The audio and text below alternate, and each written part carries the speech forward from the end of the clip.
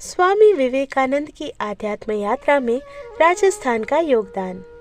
ये सत्य है कि महापुरुष देश काल की सीमाओं से परे होते हैं, किंतु किसी क्षेत्र या स्थान से उनका विशिष्ट संबंध जुड़ जाता है।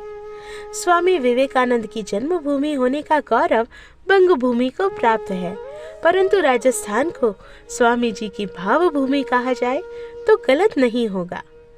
वास्तव में राजस्थान ने स्वामी विवेकानंद के आध्यात्मिक तथा आत्मिक प्रवास में निर्णायक भूमिका निभाई।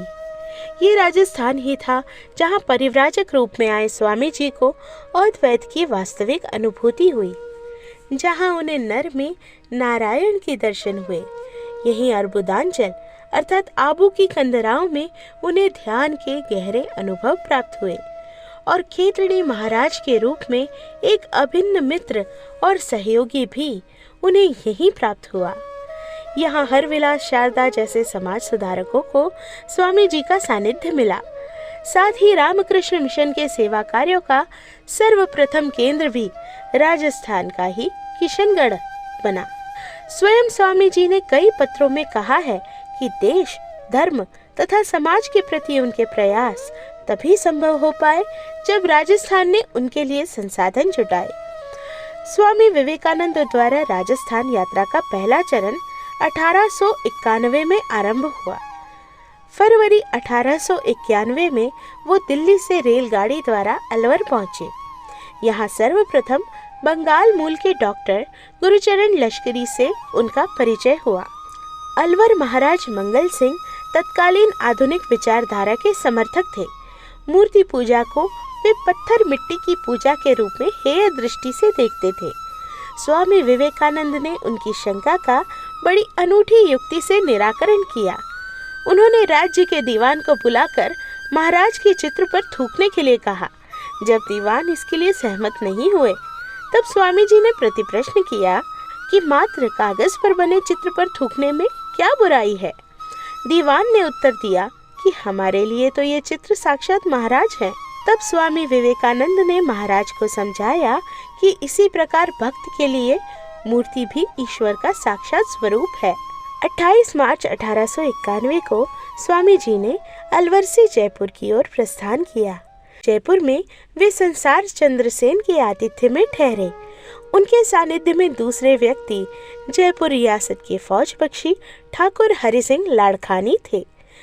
स्वामी जी ने साकार में आस्था न रखने वाले ठाकुर हरि सिंह को साक्षात श्री कृष्ण के भाव दर्शन करवाए। कुछ दिन पश्चात स्वामी आबू चले गए।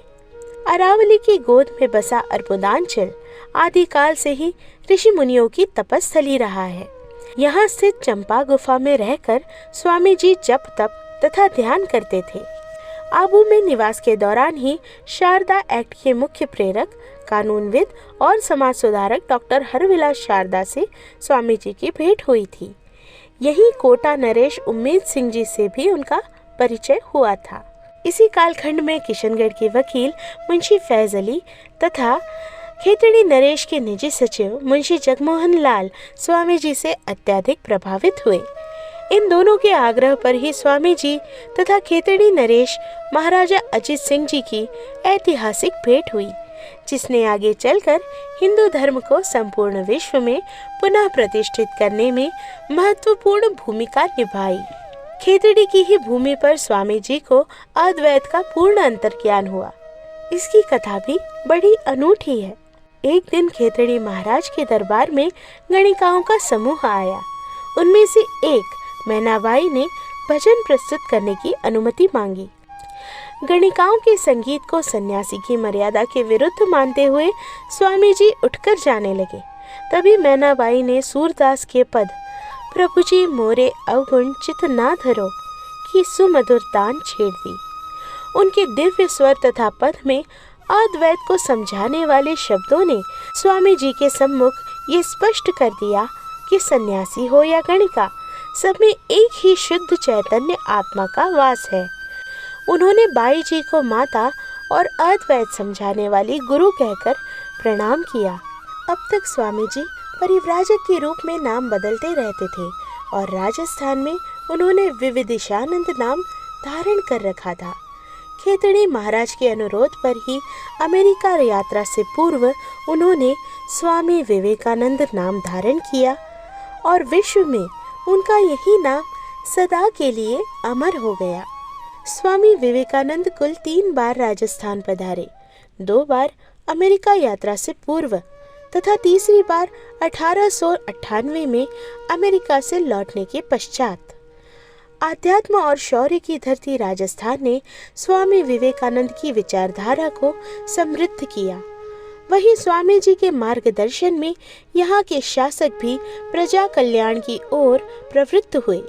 स्वामी जी के साहसी वचनों ने युवाओं में देश प्रेम और स्वाभिमान की ज्वाला को प्रखर बनाया। जन जन का आत्मसम्मान जागृत हुआ, जिसने अंततः राष्ट्र को परतंत्रता से मुक्ति की ओर अग्रसर किया। स्वामी विवेकानंद हम सबको अनंत काल तक प्रेरणा देते रहेंगे।